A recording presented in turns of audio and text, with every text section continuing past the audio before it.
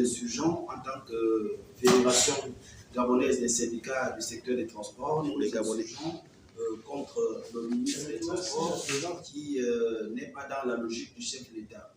Pourquoi nous nous insurgeons? Nous avons initié ce projet. Ce projet est d'abord un projet pour tous les Gabonais qui sont détenteurs du permis B et qui sollicitent avoir la catégorie C et D. Et malheureusement, nous sommes déjà à 13 000 Gabonais au niveau des 9 provinces. Nous sommes déjà à 13 000 Gabonais et nous avons déposé le rapport auprès du chef de l'État.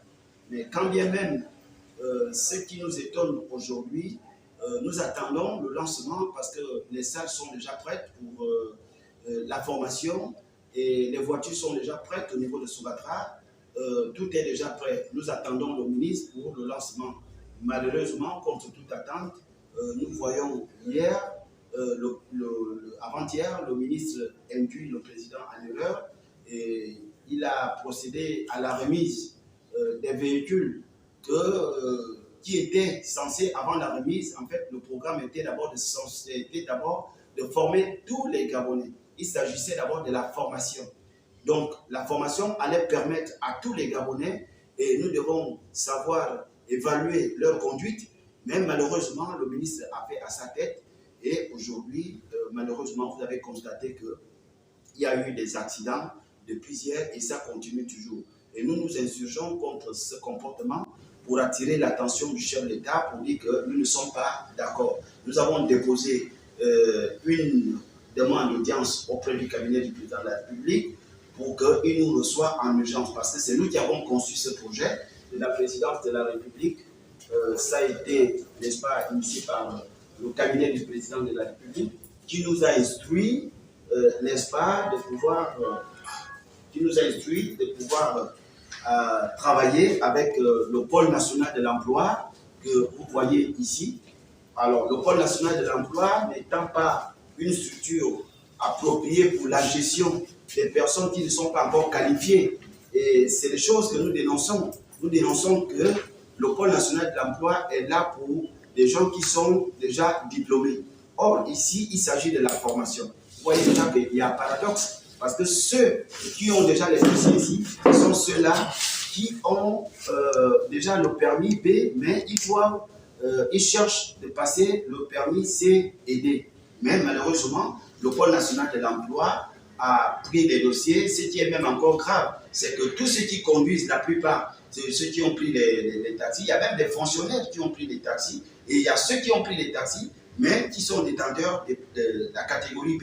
Et nous nous insurgeons et nous demandons au chef de l'État, c'est une injustice. Nous ne pourrons pas, il ne peut pas avoir un point de mesure. Il a mis la charrue avant les bœufs, parce que le même ministre ne peut pas se contredire. Il signe ce document pour que nous puissions travailler avec le pôle national de l'emploi.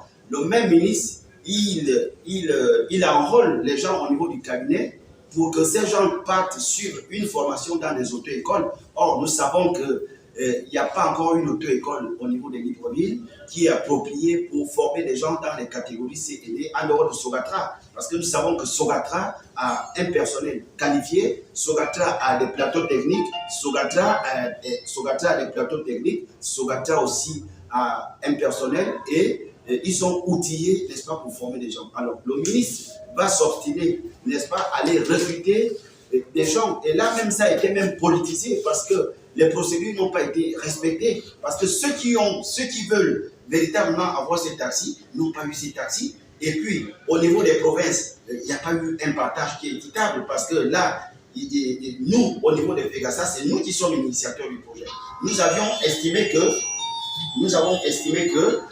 ce projet, au niveau des provinces, on pouvait donner 10 taxis par province. Donc, 10 taxis sur 417, ça devait faire au moins 90 taxis qu'on devait déverser dans les provinces pour, à titre expérimental, voir comment ça devait se passer. Mais malheureusement, le ministre exclut la direction générale des transports terrestres, le directeur général des transports terrestres qui est censé de signer les permis et la carte de conducteur de taxi. Le directeur des centres de l'examen de permis de conduire. Alors, il est en train de naviguer dans son bateau tout seul. Moi, je ne sais pas, un examen en l'absence d'un directeur général de permis, un examen de quelqu'un qui est au centre de l'examen de permis de conduire, je ne sais pas à quoi le ministre, il a écarté tous les techniciens. C'est pour ça que nous nous insurgeons. Nous disons que cette façon de faire n'est pas bien, parce que le directeur général, il est exclu dans le projet. Le directeur du centre de permis de conduire, qui est censé de faire passer